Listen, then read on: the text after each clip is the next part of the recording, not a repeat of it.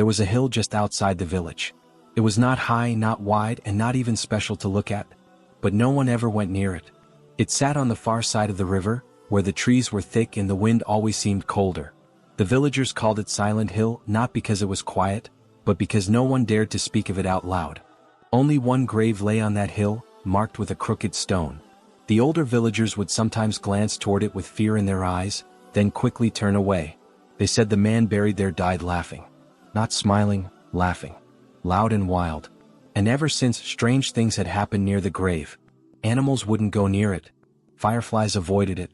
And sometimes, late at night, even the wind seemed to whisper, as if it remembered something no one else dared to. It began with the children. One evening, just after the village lanterns were dimmed, a group of boys sneaked out to chase fireflies near the river. They laughed and played until the sky turned black and the moon rose high. That's when they heard it, a laugh. Not like a joke or a giggle. This was deep, echoing, and strange. It rolled across the water like thunder, coming from the hill with the lone grave. The boys froze. One of them, little Amin, dropped his lantern. "Did you hear that?" he whispered. The others nodded, their faces pale. They ran back to the village, shouting and crying, waking the elders with their story. But no one believed them. "You imagined it," the grown-ups said. "The wind plays tricks at night." But the boys knew what they heard. And for the rest of their lives, none of them ever went near that hill again. His name was Karim, but in whispers the villagers called him the man who laughed alone. No one knew exactly where he came from. He arrived one winter carrying only a cloth bag and a crooked walking stick. His clothes were dusty and his beard was silver, but his eyes sparkled like he knew a secret the world had forgotten. He smiled at everyone. He laughed at clouds, at birds, even at silence. People said he wasn't right in the head. But he never caused harm. He lived quietly near the edge of the village, helping those in need, always cheerful. Then one day, out of nowhere, he told the village elder, "When I die, bury me on that hill, far from everyone else. And make no prayer. I'll laugh my own way into the next world." And when he finally passed, without pain or fear, the villagers honored his wish. But deep down they were afraid of what he had seen, and why he laughed at it. The graveyard on the hill was always locked. After Karim was buried, the village elder himself placed a thick iron chain around its rusted gate and sealed it with a heavy padlock. "No one goes up there," he warned. "No one disturbs his sleep." The villagers agreed. Even the bravest hunters and woodcutters avoided the path that led to the hill. Years passed and the gate stayed shut, the key kept deep inside the mosque under stone. But one rainy morning an old farmer passing by stopped in his tracks. The gate was open. The chain lay broken on the ground and the padlock was missing. Muddy footprints led just past the gate but then stopped. No one had heard anything. No one had seen anyone.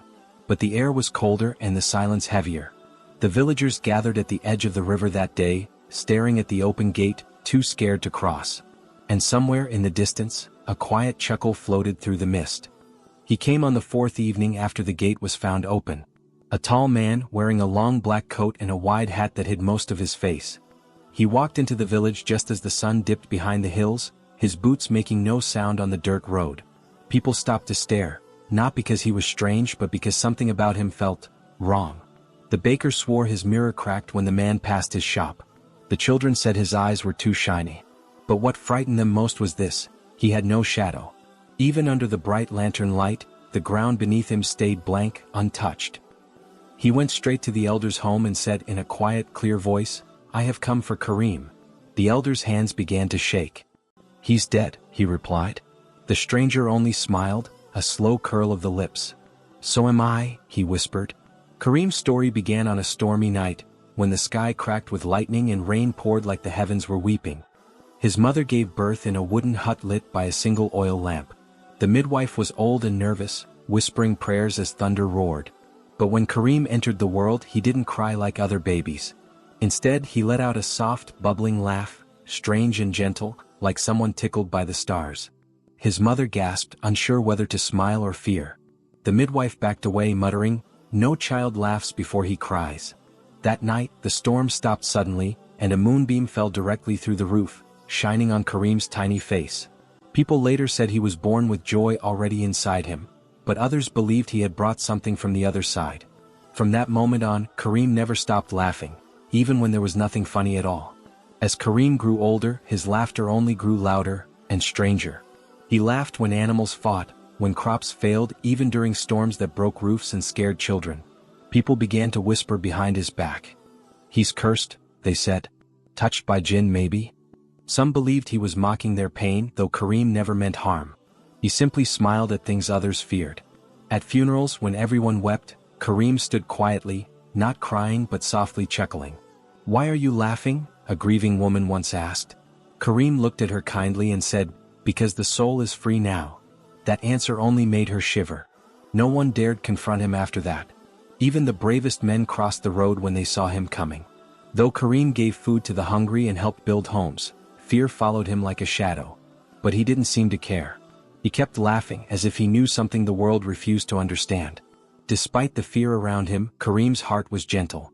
He never raised his voice, never asked for anything, and never ignored someone in need.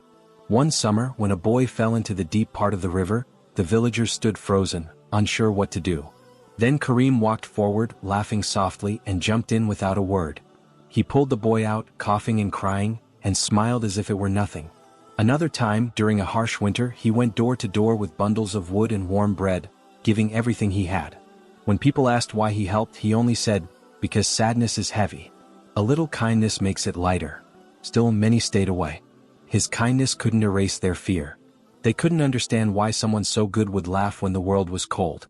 But Kareem didn't stop. He smiled at their fear, warmed their nights, and lived as if joy was a secret only he remembered. One golden evening, Kareem sat under the village fig tree, watching birds fly across the orange sky. A group of curious boys gathered around him, and one asked, "Old man, when will you die?" Kareem chuckled softly and replied, "On the 7th moon, when the stars draw a circle in the sky." The boys didn't understand, but they remembered it. Later, he told the village elder, "Bury me on the hill, far from the noise. No prayers, no tears. Just let me go, I'll be laughing." The elder tried to argue, but Kareem only smiled wider. "Death is just a door," he said. "And I already peeked inside." The villagers were shaken. It was as if Kareem knew something they didn't, something about the end. From that day on, people watched the sky with quiet fear, counting the moons and wondering, what will happen when the 7th one rises? The day Kareem died, the 7th moon rose silently. The night was windless, the stars strangely still. Kareem stood outside his small home, wrapped in a white shawl, smiling at the sky. He walked slowly toward the river, crossed it barefoot, and climbed the hill alone. A few villagers watched from afar, but no one dared follow. Just before sunrise, a soft sound echoed, like a quiet laugh drifting through fog. When the elder reached the hill at dawn, Kareem was lying in the open grave he had dug himself. His hands rested on his chest, and his lips were curled in the same peaceful smile he had worn all his life. There was no sign of pain, no fear in his eyes.